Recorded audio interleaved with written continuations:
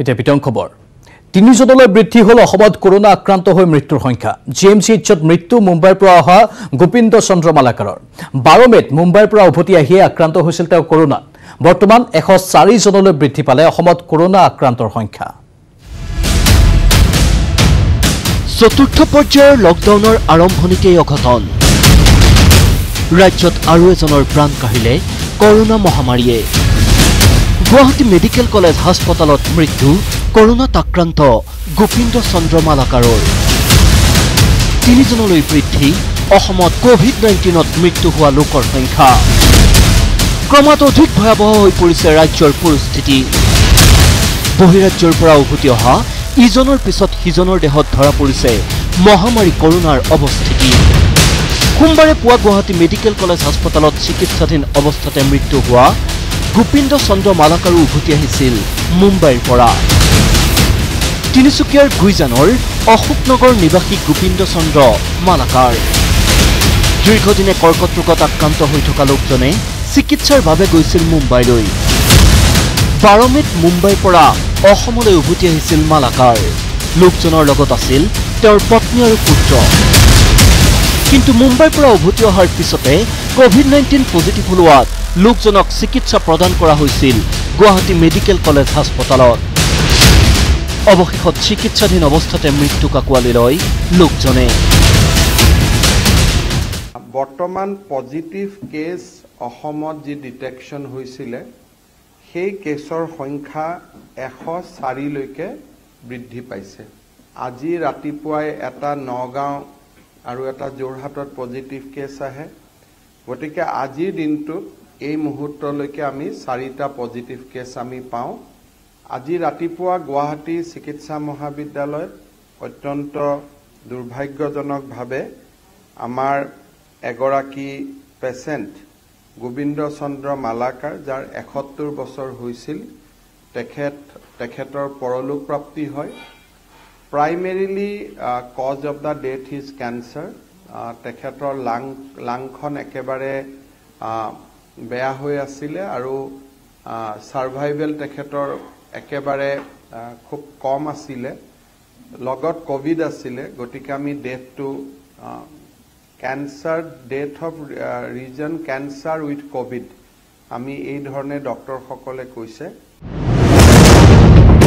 ইফালে অসমত দেওবাৰে কৰোনাত আক্ৰান্তৰ সংখ্যাই শতকৰ ঘৰ অতিক্ৰম কৰাৰ পাছত সোমবাৰে নতুনকৈ যোৰহাট মেডিকেল কলেজ হাস্পতালৰ পৰীক্ষাগাৰত ধৰা পৰিল 4 জন লোকৰ দেহত কোভিড-19 পজিটিভ আক্ৰান্ত এজন নগাঁৱৰ সুতৰুপহীৰ 20 বছৰীয়া যুৱক আজিজুল হক ৰহমান আক্ৰান্ত আনজন তিতাবৰৰ মধুপুৰৰ 20 বছৰীয়া যুৱক সুদীপ বুঢ়াগোহাঁই আৰু আক্ৰান্ত আন দুজন গোলাঘাটৰ তিতাবৰ আৰু সুতৰুপহীৰ 2 যুৱক আহিছিল চেন্নাইৰ পৰা সুতৰুপহীৰ আজিজুল হক ৰহমান 15 মেত বিশেষ ৰেলেৰে আহি উপস্থিত হৈছিল নগাঁৱত তাৰ পিছতে স্বাস্থ্য পৰীক্ষাৰ অন্তত জুৰিয়াৰ কদমনি টাউন হাইস্কুলৰ কোৱাৰেণ্টাইন চেণ্টাৰত ৰখা হৈছিল আজিজুলক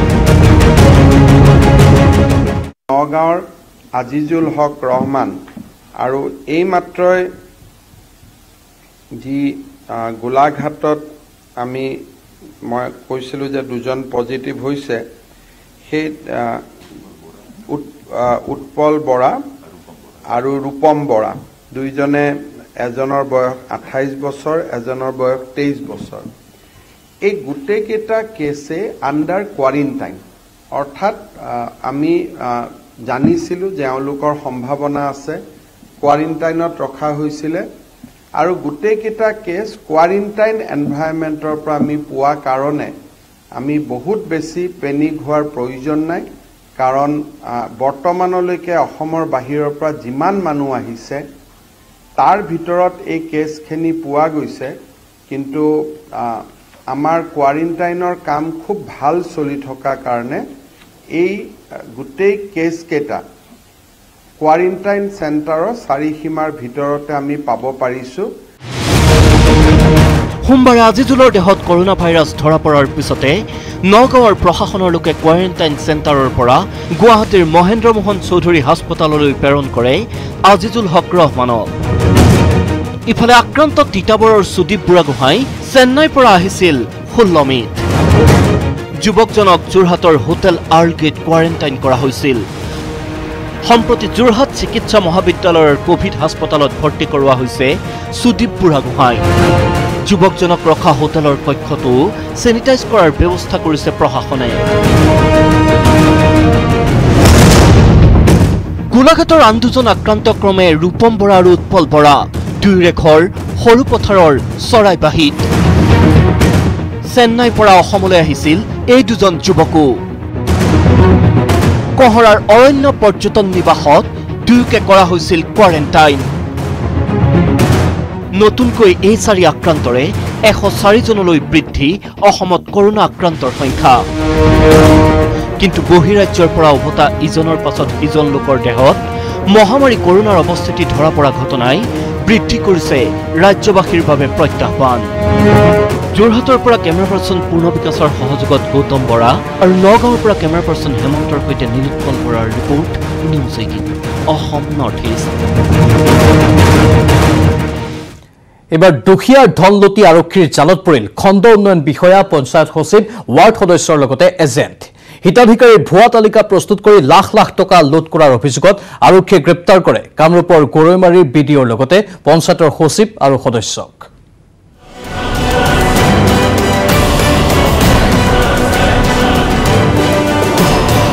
দৰিদ্ৰৰ ধন লুটি আৰক্ষীৰ জালত খণ্ড উন্নয়ন বিষয়া পঞ্চায়ত সচিব ৱাৰ্ড সদস্যৰ লগতে সমবায় এজেণ্টকো গ্ৰেপ্তাৰ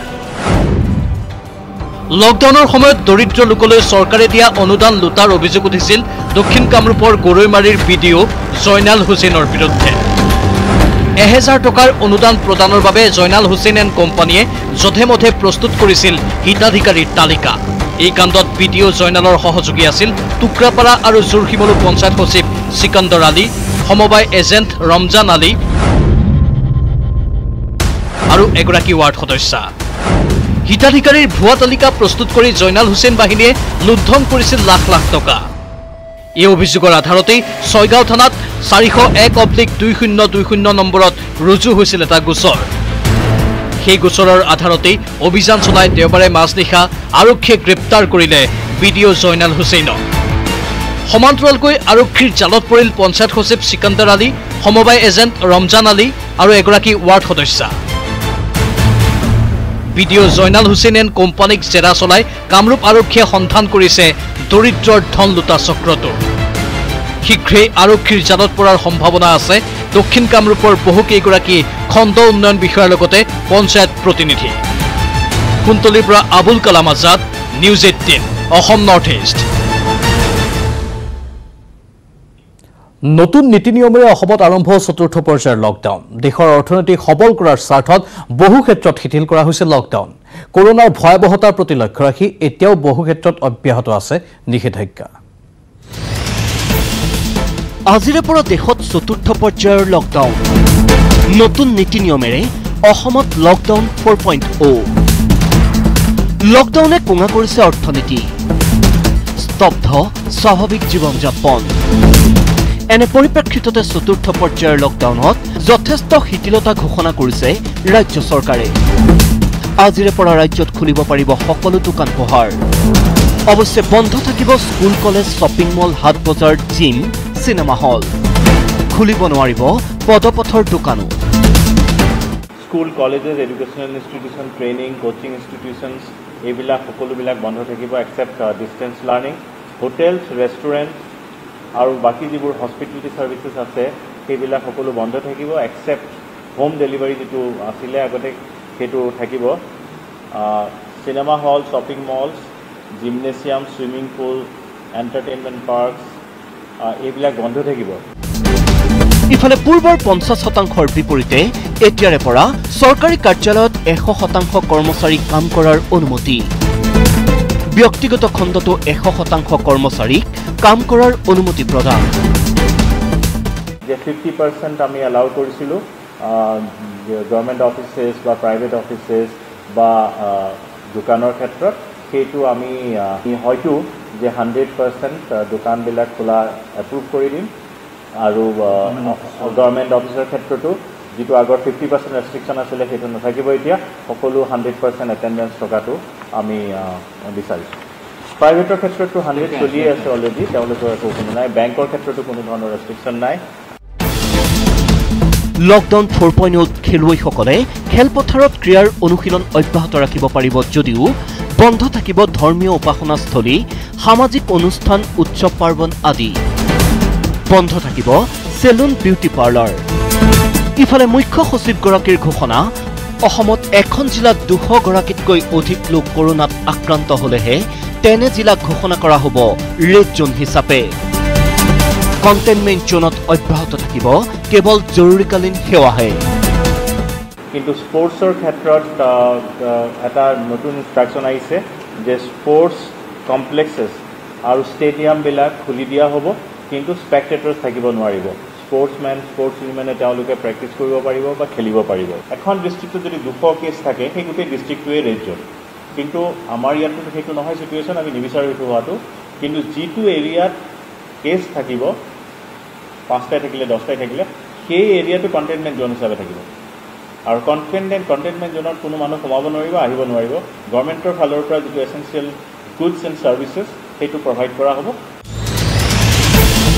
ইফালে যান-বাহন চলাচলৰ ক্ষেত্ৰত বাহাল থাকিব পূৰ্বৰ নীতি এখন বাহনত উঠিব পাৰিব 50% যাত্ৰী দুচকীয়া আৰু চাৰিচকীয়া বাহনত পূৰ্বৰ নিয়ম বাহাল ৰখা হৈছে আন্তঃজিলা যাতায়াতৰ ক্ষেত্ৰতো বাহাল থাকিব একেই নীতি নিয়ম চৰকাৰী নিৰ্দেশনা অমান্য কৰিলে সন্মুখীন হ'ব কঠোৰ শাস্তিৰ সমান্তৰালকৈ সামাজিক দূৰত্ব বজাই ৰখা মাস্ক পৰিধান আদি কঠোৰভাৱে পালন কৰিবলৈ ৰাজ্যবাসীক আহ্বান মুখ্য সচিবগৰাকীৰ ইফালে দেশৰ লগতে অসমতো সন্ধিয়া 7 বজাৰ পৰা পুৱা 7 বজালৈ বলবৎ থাকিব সান্ধ্য আইন বলেন Bhattacharya report News 18 Assam North east কৰোনাৰ আতংকৰ মাজতে মৰিয়নিত চলিছে বিজেপি নেতাৰ লুণ্ঠন ৰাজ চাহ জনগোষ্ঠীৰ শিক্ষিত নিবনুৱাক ৰামঠগন্তি শ্বহীদ দয়াল দাস পানিকা স্বনিয়োজন আঁচনিৰ অধীনত আবণ্টিত ধন ভগাই জনপ্ৰতিনিধিৰ অঙহী বঙহীয়ে উপায়ন্তৰ হৈ মুখ্যমন্ত্ৰীলৈ অভিযোগ পত্ৰ লিখিলে বঞ্চিত হিতাধিকাৰীয়ে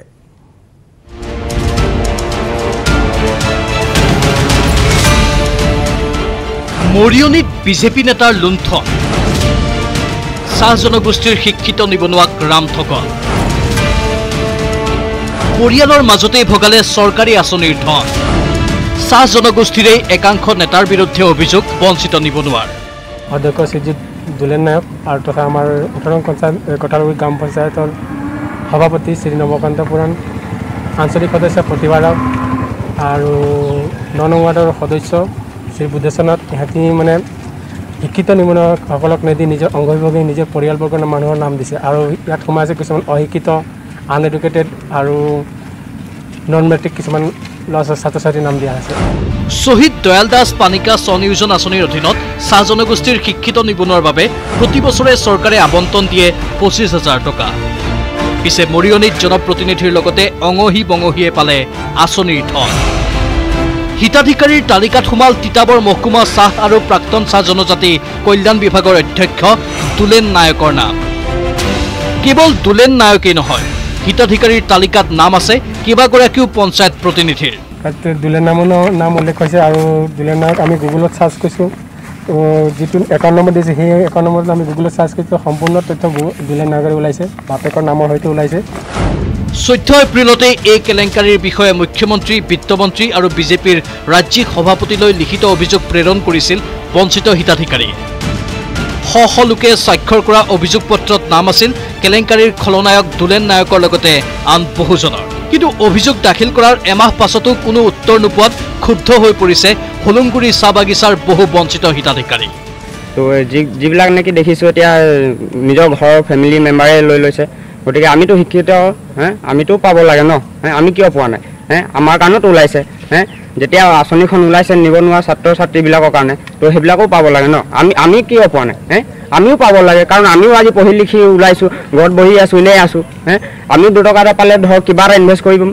কিবা এটাতো পাম ন চৰকাৰে দিছে যেতিয়া আমাক আঁচনিবিলাক আমি পাব লাগে কাৰণ এতিয়া নিজৰ ঘৰে ঘৰে কেলে সোমাই লৈছে এইবিলাক চাহ জনগোষ্ঠীৰ শিক্ষিত নিবনুৱাৰ নামত আবণ্টিত আঁচনিৰ ধন স্বজনগোষ্ঠীৰে বিজেপি নেতাই লুণ্ঠন কৰা ঘটনাই মৰিয়নিত সৃষ্টি কৰিছে তীব্ৰ প্ৰতিক্ৰিয়া। নকছাৰীৰ পৰা Jyotiprasad Gogoi, news 18 Assam North east. বিৰতিৰ পাছতে এক ব্ৰেকিং নিউজ। CBSEৰ বাকী থকা পৰীক্ষাৰ দিন ঘোষণা কৰা হৈছে। 10ম শ্ৰেণীৰ পৰীক্ষা অনুষ্ঠিত হ'ব 1 জুলাইৰ পৰা 15 জুলাইৰ ভিতৰত। দ্বাদশ শ্ৰেণীৰ পৰীক্ষা হ'ব 1 জুলাইৰ পৰা 11 জুলাইৰ ভিতৰত। কৰোনা মহামাৰীৰ বাবে স্থগিত ৰাখিছিল পৰীক্ষা। কেন্দ্ৰীয় মানৱ সম্পদ উন্নয়ন মন্ত্ৰী ৰমেশ পোখৰিয়ালে এই ঘোষণা কৰিছে। আমি পুনৰবাৰ জনাইছো, CBSEৰ বাকী থকা পৰীক্ষাৰ দিন ঘোষণা কৰা হৈছে। 10ম শ্ৰেণীৰ পৰীক্ষা অনুষ্ঠিত হ'ব 1 জুলাইৰ পৰা 15 জুলাইৰ ভিতৰত। দ্বাদশ শ্ৰেণীৰ পৰীক্ষা অনুষ্ঠিত হ'ব 1 জুলাইৰ পৰা 11 জুলাইৰ ভিতৰত। কৰোনা মহামাৰীৰ বাবে স্থগিত ৰাখিছিল পৰীক্ষা। কেন্দ্ৰীয় মানৱ সম্পদ উন্নয়ন মন্ত্ৰী ৰমেশ পোখৰিয়ালে এই তাৰিখ ঘোষণা কৰিছে।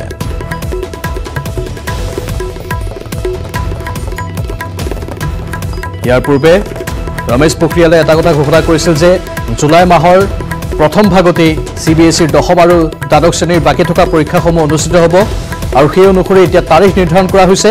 1 জুলাইৰ পৰা 15 জুলাইৰ ভিতৰত CBSEৰ 10ম শ্ৰেণীৰ পৰীক্ষা অনুষ্ঠিত হ'ব আৰু দ্বাদশ শ্ৰেণীৰ পৰীক্ষা অনুষ্ঠিত হ'ব 1 জুলাইৰ পৰা 11 জুলাইৰ ভিতৰত। ইয়াৰ পূৰ্বে কৰোনা মহামাৰীৰ বাবে স্থগিত ৰাখিছিল পৰীক্ষা।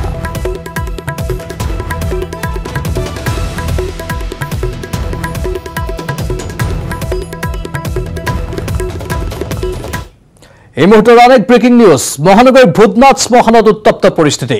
শেষকৃত্য সম্পন্ন কৰাত বাধা। স্থানীয় লোকৰ কৰোনাত আক্ৰান্ত হৈ মৃত্যু হোৱা গোপীন্দ্ৰ মালাকাৰৰ মৃতদেহ সৎকাৰত বাধা প্ৰদান কৰা হৈছে। আজি GMCHত মৃত্যু হৈছিল কেঞ্চাৰ আৰু কৰোনাত আক্ৰান্ত লোকজনৰ।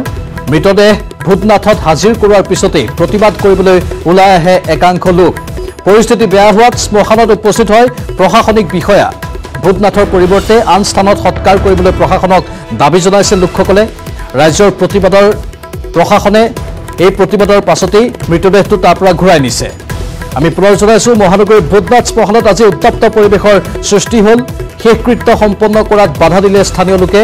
কৰোনাত আক্ৰান্ত হৈ মৃত্যু হোৱা গোপীন্দ্ৰ মালাকাৰৰ মৃতদেহ সৎকাৰত বাধা প্ৰদান কৰা হ'ল। আজি GMCHত মৃত্যু হৈছিল কেঞ্চাৰ আৰু কৰোনাত আক্ৰান্ত লোকজনৰ। মৃতদেহ ভূতনাথত হাজিৰ কৰোৱাৰ পিছতেই প্ৰতিবাদ কৰিবলৈ ওলাই আহে একাংশ লোক। পৰিস্থিতি বেয়া হোৱাত শ্মশানত উপস্থিত হ'ল প্ৰশাসনিক বিষয়াসকল। ভূতনাথৰ পৰিৱৰ্তে এতিয়া আন স্থানত সৎকাৰ কৰিবলৈ প্ৰশাসনক দাবী জনাইছে স্থানীয় লোকসকলে, যাৰ বাবে ৰাইজৰ প্ৰতিবাদৰ পাছত প্ৰশাসনে ঘূৰাই আনিছে মৃতদেহটো।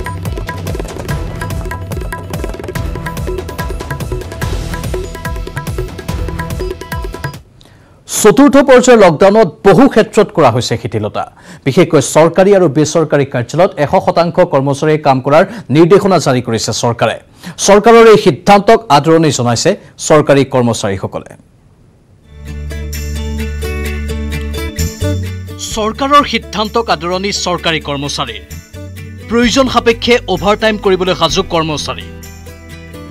দেশত অন্ত পৰিল তৃতীয় পৰ্যায়ৰ লকডাউন। লগে লগে সোমবাৰৰ পৰা আৰম্ভ হ'ল চতুৰ্থ পৰ্যায়ৰ লকডাউন। পিছে প্ৰথম, দ্বিতীয় আৰু তৃতীয়তকৈ যথেষ্ট শিথিল কৰা হৈছে এই লকডাউন।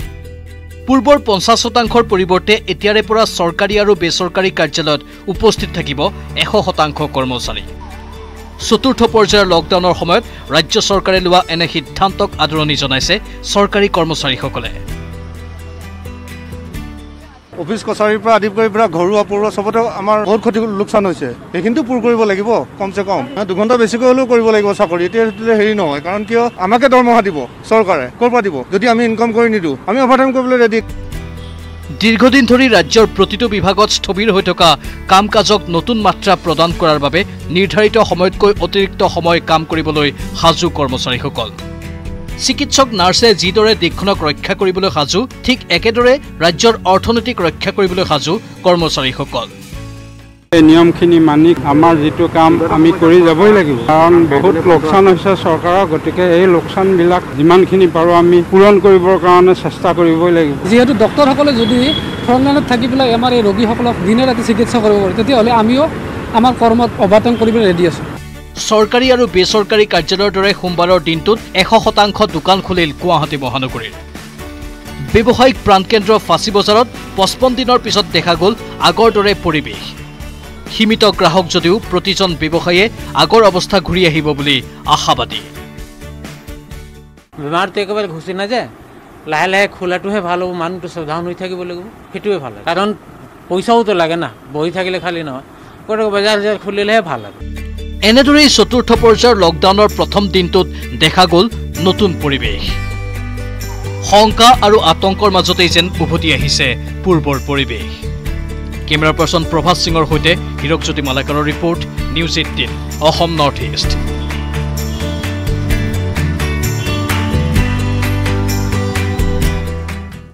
নগাঁও জিলাৰ বটদ্ৰৱাত হোম কোৱাৰেণ্টাইনত থকা মহিলাৰ মৃত্যুক লৈ তীব্ৰ চাঞ্চল্য। 21 এপ্ৰিলত গুৱাহাটীৰ বি বৰুৱা কেঞ্চাৰ হস্পিটেললৈ আহিছিল মহিলাগৰাকী। তাৰ পাছতে মহিলাগৰাকীক হোম কোৱাৰেণ্টাইন কৰাৰ লগতে পৰীক্ষা কৰি কৰোনা নিগেটিভ পাইছিল স্বাস্থ্য বিভাগে। মহিলাগৰাকীৰ মৃত্যুৰ পিছতে এতিয়া শংকিত হৈ পৰিছে কিন্তু অঞ্চলবাসী। হোম কোৱাৰেণ্টাইনত থকা মহিলাৰ মৃত্যুক লৈ বটদ্ৰৱাত চাঞ্চল্য। মহিলাগৰাকীৰ মৃত্যুৰ পাছতে আতংকিত গাঁওবাসী। তেজপুৰ চিকিৎসা মহাবিদ্যালয়ৰ কাণ্ডত ক্ষোভ। কৰোনাৰ আতংকত কম্পমান বিশ্ব। তাৰ মাজতে নগাঁও জিলাৰ বটদ্ৰৱাত সৃষ্টি হ'ল এক অনাকাংক্ষিত পৰিস্থিতিৰ। বটদ্ৰৱাৰ বৰহিচা গাঁৱত দেওবাৰে নিশা মৃত্যুক আঁকোৱালি লয় নিৰুপ্ৰভা বৰা নামৰ মহিলাগৰাকীয়ে। দীৰ্ঘদিনে কৰ্কট ৰোগত আক্ৰান্ত বয়োজ্যেষ্ঠ মহিলাগৰাকীয়ে 21 এপ্ৰিলত চিকিৎসাৰ বাবে গৈছিল গুৱাহাটীৰ বি বৰুৱা কেঞ্চাৰ হাস্পতাললৈ। তাৰ পাছতে ঘৰলৈ উভতি অহা মহিলাগৰাকীক হোম কোৱাৰেণ্টাইন কৰিছিল স্থানীয় প্ৰশাসনে। 7 দিন পূৰ্বে নিৰুপ্ৰভা বৰাৰ স্বাব সংগ্ৰহ কৰিছিল স্থানীয় স্বাস্থ্য বিভাগে। কিন্তু নগাঁৱত কৰোনা পৰীক্ষাৰ সুবিধা নথকাত তেজপুৰ চিকিৎসা মহাবিদ্যালয়লৈ প্ৰেৰণ কৰা হৈছিল মহিলাগৰাকীৰ সংগ্ৰহ কৰা নমুনা। কিন্তু এসপ্তাহে মহিলাগৰাকীৰ কৰোনা পৰীক্ষাৰ প্ৰতিবেদন নিদিলে তেজপুৰ চিকিৎসা মহাবিদ্যালয় কৰ্তৃপক্ষই। ফলত মহিলাগৰাকীৰ মৃত্যুৰ পাছতে গাঁওখনত সৃষ্টি হয় আতংকৰ। মহিলাগৰাকীৰ শেষকৃত্যক লৈ বিমূৰত পৰিল পৰিয়াল। হয়, আমাক সোনকালে ৰিজাল্ট দিলে আমি যাতে হেৰি কৰিব পাৰোঁ। নিশ্চয় আপুনি হয়, মই গাঁৱৰ ওচৰ তেখেতকতো কেতিয়াবাই নিয়া হৈছিলে, এইটো সন্দেহবশতহে ৰাখিছে, এইটো হোম কোৱাৰেণ্টাইন কৰি। হয়, এইটো সৎকাৰটো কৰিবলৈ দিব লাগে। হয়, এই খবৰ সবিস্তাৰে নিউজ 18ত প্ৰকাশ পোৱাৰ পাছতে তৎপৰতাৰে তেজপুৰ চিকিৎসা মহাবিদ্যালয় কৰ্তৃপক্ষৰে যোগাযোগ কৰে নগাঁও জিলাৰ উপায়ুক্তই। তাৰ পাছতে উপায়ুক্তই ফোনযোগে পৰিয়ালক জনায় নিৰুপ্ৰভা বৰাৰ পৰীক্ষাত ধৰা পৰা নাই কোভিড-19ৰ উপস্থিতিত। ভাল লাগিছে, এতিয়া অন্তত ৰাইজখিনিও পাইছোঁ, যদিও মাতৃক হেৰুৱালোঁ তথাপি ৰাইজখিনিও পাইছোঁ, ভাল লাগিছে। উপায়ুক্তই ফোনযোগে এই কথা জনোৱাৰ পাছতে গাঁৱৰ ৰাইজৰ সহযোগত মহিলাগৰাকীৰ অন্ত্যেষ্টিক্ৰিয়া সম্পন্ন কৰা হয়। কিন্তু এগৰাকী লোকৰ কোভিড-19 পৰীক্ষাৰ ফলাফল সময়মতে নিদিয়াৰ বাবে সৃষ্টি হোৱা এই অবাঞ্ছিত পৰিস্থিতিৰ বাবে ক্ষোভ উজাৰিছে ৰাইজে। নগাঁৱৰ পৰা কেমেৰা পাৰ্চন হেমন্তৰ সৈতে নীলোৎপল বৰাৰ report, News 18 Assam North east. দিন দুপৰতে ডিব্ৰুগড়ত পত্নী আৰু পুত্ৰৰ লগতে ঘাতকে গুলীয়াই হত্যা কৰিলে সম্পৰ্কীয় মোমায়েকক। 3টা হত্যাকাণ্ড সংঘটিত কৰি মাৰণাস্ত্ৰসহ পলায়ন কৰা সঞ্জয় দাসক বিচাৰি আৰক্ষীয়ে আৰম্ভ কৰিছে অভিযান। আধা ঘণ্টাৰ ভিতৰতে ডিব্ৰুগড়ত 3টা নৃশংস হত্যাকাণ্ড। পত্নী পুত্ৰৰ লগতে ঘাতকৰ গুলীত প্ৰাণ গ'ল আত্মীয়ৰ। হাতত উদ্যত পিষ্টল লৈ পলাতক ঘাতক সঞ্জয় দাস। পুৱা 11:30 ডিব্ৰুগড়ৰ শুকান পুখুৰীৰ ঘৰত গৰজি উঠিল SSBৰ প্ৰাক্তন জোৱান সঞ্জয় দাসৰ .32 পিষ্টল। প্ৰথমটো গুলীয়ে উৰুৱাই দিলে পত্নীৰ লাওখোলা। তাৰ পাছত শুই থকা পুত্ৰক টাৰ্গেট কৰিলে ঘাতক সঞ্জয়। পত্নীৰ দৰে সঞ্জয়ৰ গুলীয়ে আঘাত কৰিলে পুত্ৰ নৱজ্যোতি দাসৰ মূৰত। পত্নী পুত্ৰক গুলীয়াই খোজকাঢ়ি ঘৰৰ পৰা ওলাই আহিল সঞ্জয় দাস। খোজকাঢ়িয়ে সঞ্জয় উপস্থিত হ'ল ঘৰৰ পৰা প্ৰায় 1 কিলোমিটাৰ আঁতৰত থকা আত্মীয় ঘনকান্ত হাজৰিকাৰ ঘৰত। ঘৰৰ কাষতে থকা দোকানৰ বাৰান্দাত ঘনকান্তৰ সৈতে কথা পাতি থকাৰ মাজতে পুনৰ গৰজি উঠিল সঞ্জয়ৰ পিষ্টল। পত্নী পুত্ৰৰ দৰেই ঘনকান্ত হাজৰিকাৰো লাওখোলা ভেদি পাৰ হৈ গ'ল পিষ্টলৰ গুলী। দিন দুপৰতে 3টা হত্যাকাণ্ড সংঘটিত কৰি 37 নম্বৰ ৰাষ্ট্ৰীয় ঘাইপথেৰে খোজকাঢ়িয়েই পলায়ন কৰিলে ঘাতক সঞ্জয় দাসে। এই ভয়ংকৰ ঘটনাই জোকাৰি গ'ল ডিব্ৰুগড় আৰক্ষী। তিনিটা হত্যাকাণ্ড সংঘটিত কৰা .32 পিষ্টলসহ পলায়ন কৰা সঞ্জয় দাসৰ সন্ধানত ডিব্ৰুগড় চহৰ নেফানেফ কৰিছে আৰক্ষীয়ে। তো কি কৰিছে মানে নিজৰ licensed pistol Jammu and Kashmir পৰা লৈছে বুলি মই এইমাত্ৰ গম পাইছোঁ। চ' সি লাইসেন্স নিজৰ .32 লাইসেন্স পিষ্টল ইউজ কৰি নিজৰ মানে ৱাইফক গলিয়াই দিছে আৰু পুতেককো মানে ফায়াৰিং কৰিছে। আৰু তাৰপিছত যেতিয়া মানে সি পলাইছে পলোৱাৰ সময়তে ৰাস্তাতে এটা তেখেতৰ ব্ৰাদাৰ ইন ল আছে, তেখেতৰ নাম হয় গণকান্ত হাজাৰিকা, তেখেতকো মানে গলিয়াই দিলে। আৰক্ষীৰ অভিযানৰ মাজতে চিকিৎসালয়ত মৃত্যু হ'ল সঞ্জয়ৰ পত্নী, স্নাতক মহলাত পঢ়ি থকা পুত্ৰ আৰু সম্পৰ্কীয় মোমায়েকৰ। 7 বছৰ পূৰ্বে SSBৰ পৰা স্বেচ্ছাই অৱসৰ লৈ অহা সঞ্জয়ৰ কাণ্ডই চাঞ্চল্যৰ সৃষ্টি কৰিছে ডিব্ৰুগড় চহৰত। এই কথাটোৱে আজিৰ ডেটত সাংঘাতিক প্ৰাসংগিক কথা। মই ভাবোঁ যে নিশ্চয় ইয়াত কিবা কথা লুকাই আছে, এইটো অনুসন্ধান কৰিলে গম পাব। কিন্তু মানুহজন এটা পলাতক অৱস্থাত আছে, পুলিচ আহিছে, SP মহোদয় আহিছে, সকলো ইয়াত এইটো আছে আৰু এৰিয়াটো কৰ্ডন কৰাৰ ব্যৱস্থা কৰা হৈছে। আৰক্ষীৰ তদন্তত পোহৰলৈ আহিছে বহু চাঞ্চল্যকৰ তথ্য। SSBত কৰ্মৰত হৈ থাকোঁতেই এবাৰ ছাৰ্ভিচ ৰিভলভাৰ লৈ পলাইছিল ঘাতক সঞ্জয় দাসে। একো নাই একো পৰিৱেশে নাই অশান্তি, এনেই মাৰি থৈ গুচি গ'ল। কোনে কি কৰিব? মই কিবা কণ্ডল হৈ আছিল নেকি? কিবা গম পাই? কণ্ডল বহুত মিলে থাকে, বোৱাৰী আৰু সঞ্জয় বহুত মিলি থাকে। অৱসৰৰ পাছত দিনৰ দিনটো কেৱল জোৱাতেই ডুবি থাকিছিল সঞ্জয়। জোৱা খেলতেই সৰ্বশান্ত হোৱা সঞ্জয়ে সোমবাৰে দুপৰীয়া সংঘটিত কৰিলে এই ভয়ংকৰ ঘটনা।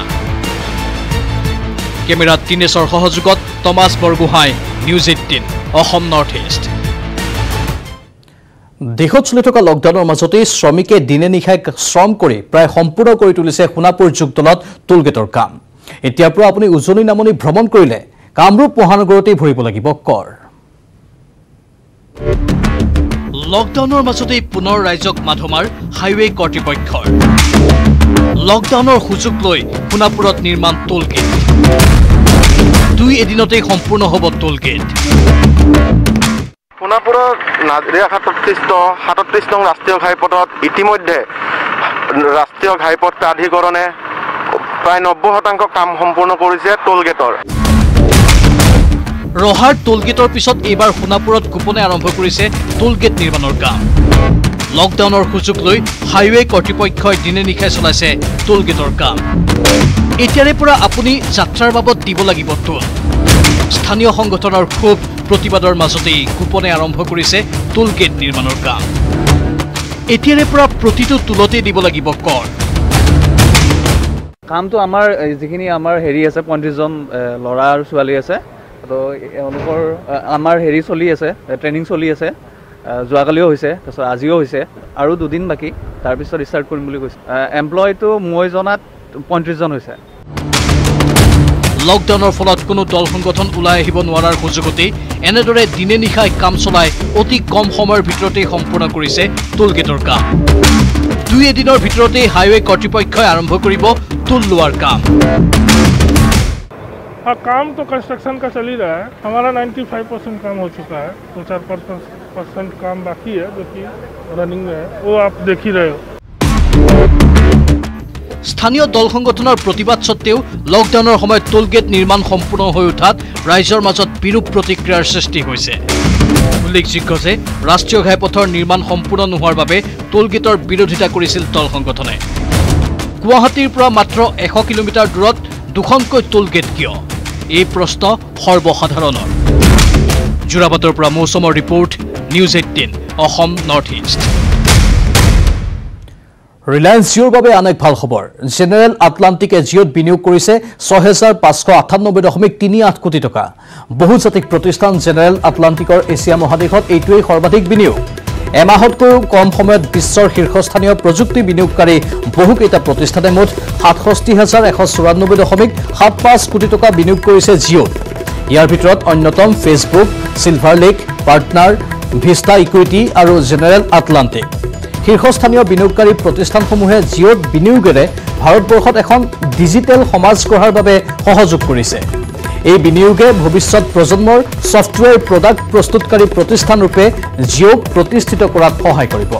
বিশ্বই কোভিড-19 সংহাৰৰ তীব্ৰ প্ৰত্যাহ্বানৰ সন্মুখীন হোৱাৰ সময়তে বিশ্বৰ আগশাৰীৰ প্ৰতিষ্ঠানসমূহৰ বিনিয়োগে শক্তিশালী কৰিছে জিঅ'ক ভাৰতীয় বিশাল বজাৰখন ৰন্ধ্ৰে ৰন্ধ্ৰে উপলব্ধি কৰে জিঅ'ই সেইবাবে বিশ্বৰ বিনিয়োগকাৰীসকলৰ আকৰ্ষণ বৃদ্ধি পাইছে জিঅ'লৈ বিশ্বৰ আগশাৰীৰ বিনিয়োগকাৰীসকলে জিঅ'ৰ দীৰ্ঘকালীন শ্বেয়াৰ হোল্ডাৰ হৈ পৰিছে কাৰণ জিঅ'ৰ প্ৰযুক্তি আৰু বিভিন্ন প্লেটফৰ্মৰ অনন্য সংমিশ্ৰণ এনে সুবিধা বিশ্বৰ আন কোনো প্ৰতিষ্ঠানত উপলব্ধ নহয়